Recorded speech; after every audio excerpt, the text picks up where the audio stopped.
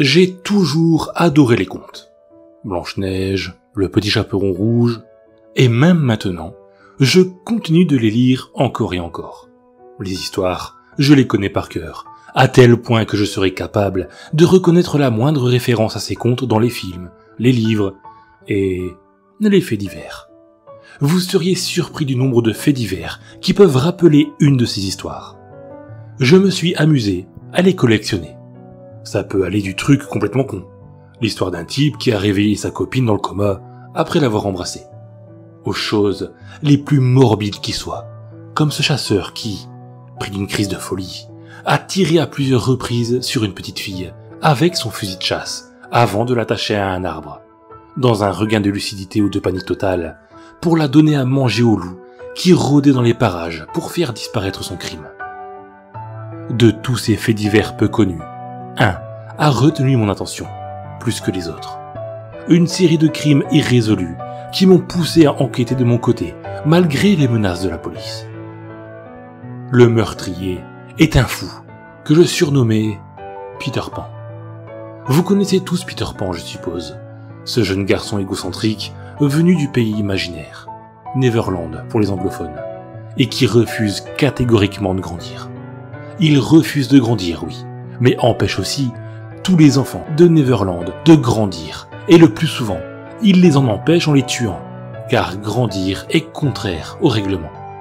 Le jeune Peter a tendance aussi à oublier beaucoup de choses, ses anciens amis, ses ennemis. C'est un jeune homme qu'on dit sans cœur, sans compassion, un sociopathe en quelque sorte, tout comme notre assassin. Si cette affaire m'a interpellé et que j'ai nommé notre assassin Peter Pan, c'est bien parce qu'elle fait écho au conte de J.M. Barrie sur de nombreux éléments. Tout commence en 97, dans un petit village de Bretagne. Une petite fille du nom de Marie, seulement âgée de 4 ans, disparut durant 3 jours et 3 nuits, avant d'être découverte endormie sur un banc, à moitié dévêtue, avec le message « Je reviendrai te chercher » sous son haut.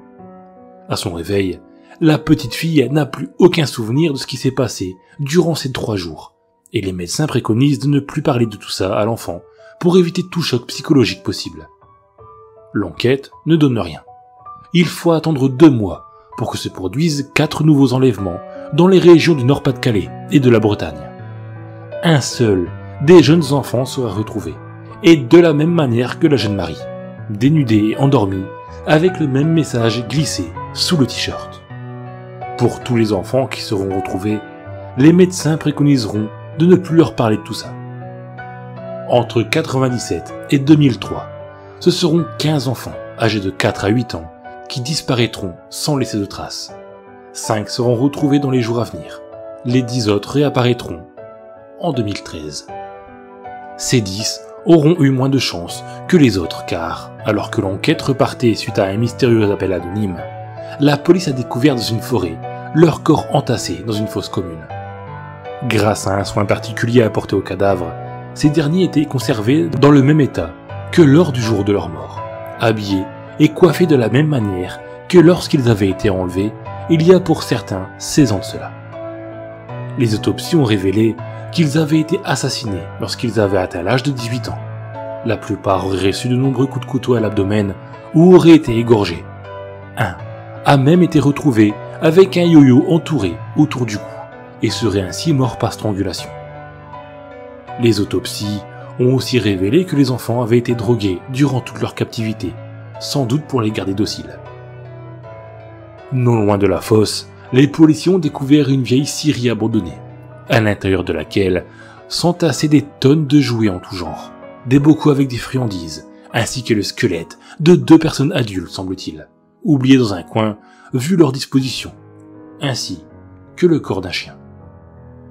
Toute cette affaire m'a donc fait penser à Peter Pan, les enfants qui s'amusent dans un monde imaginaire après avoir été enlevés, la mise à mort des enfants alors qu'ils ont atteint l'âge adulte. Mais ce qui me taraude le plus est de connaître l'apparence physique du meurtrier. À quoi peut-il bien ressembler? Je ne peux m'y imaginer qu'avec un visage juvénile et avec les mêmes habits que la représentation habituelle de Peter Pan. J'ai alors mené mon enquête, cherchant des témoignages pouvant m'aider à me faire une idée de ce à quoi il ressemblait. Mais malheureusement, à part ceux de 3 familles, je n'ai trouvé aucun témoignage. Les enlèvements se faisaient principalement la nuit, à l'intérieur même du domicile des victimes, et personne ne voyait rien, n'entendait rien. J'en venais même à penser que nous avions vraiment affaire à ce cher Peter Pan. Voici les témoignages des 3 familles, qui sont relativement troublants. Nous avions couché Sébastien à environ 22 heures. Puis avec mon mari, nous sommes retournés au salon voir la fin du film. Quelques minutes après, mon mari a entendu un bruit venant de la chambre de notre fils. La fenêtre s'était ouverte. Il l'a refermée et est revenu. 20 minutes plus tard, j'ai entendu comme un léger sifflement, si léger et court que j'ai d'abord pensé à un acouphène. Puis, il y a eu un second sifflement, plus fort cette fois-ci. Instinctivement, mon mari et moi nous sommes regardés interloqués. Ça venait bien de la chambre de notre fils. Nous sommes allés voir, il avait disparu. On habite au 5e étage d'un immeuble, famille du jeune Sébastien, enlevé en mars 2000. Ces 2 derniers nous en disent un peu plus sur l'identité du coupable. Elle s'est réveillée dans la nuit, après avoir senti un léger souffle frais sur sa nuque. Elle a ensuite entendu un léger sifflement et s'est retournée vers la fenêtre. Elle était grande ouverte. Elle a allumé sa petite lampe de poche et s'est approchée pour fermer la fenêtre. C'est alors qu'elle a soudainement vu la tête d'un jeune garçon étrangement blanc, lui souriant de toutes ses dents, les yeux exorbités. Elle s'est mise à crier et s'est cachée sous ses draps. Les cris nous ont alertés. Quand elle m'a tout raconté, je me suis tout simplement dit qu'elle avait rêvé. Mais un jour plus tard, elle avait disparu. Famille d'une fillette de 8 ans, enlevée en juin 2003.